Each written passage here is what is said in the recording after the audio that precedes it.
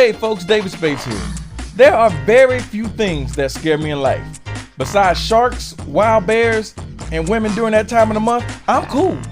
Even most bugs don't bother me. Well, most of them. It was the late 70s. I was part of this after-school program called the Boys and Girls Club. We would do all kinds of activities and play games. It was really a positive experience in my life that helped me become the man I am today.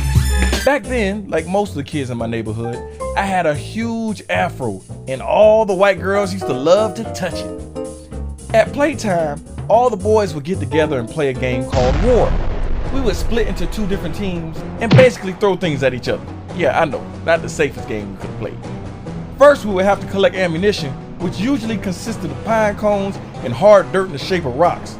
Now, the cool thing about hard dirt rocks was when they hit someone, they would explode. There was only one rule in war, and that was no hits to the head. But like all rules, every now and then it would get broken. We were in the middle of this fierce battle with heavy casualties.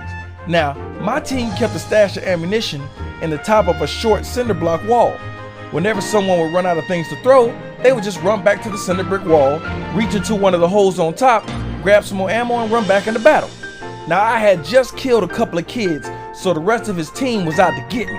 Next thing you know, I ran out of ammo and they started chasing me.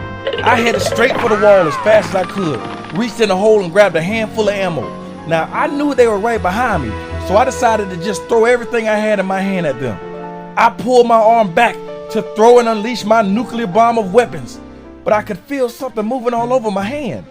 I looked back at my hand and I couldn't believe what I saw. Apparently, I put my hand in the wrong hole and pulled out a handful of nesting giant flying Florida cockroaches. Oh! I freaked out. I immediately threw them out of my hand.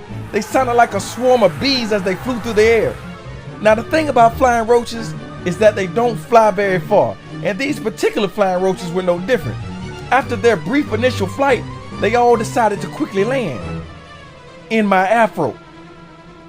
Oh, I was going around in circles yelling for help, but kids were running away from me like I was the bubonic plague. It was pandemonium. Kids were screaming, I was crying and hit myself in the head like my hair was on fire. Oh man. And now you know why I'm afraid of roaches. Yeah, good times. Good times.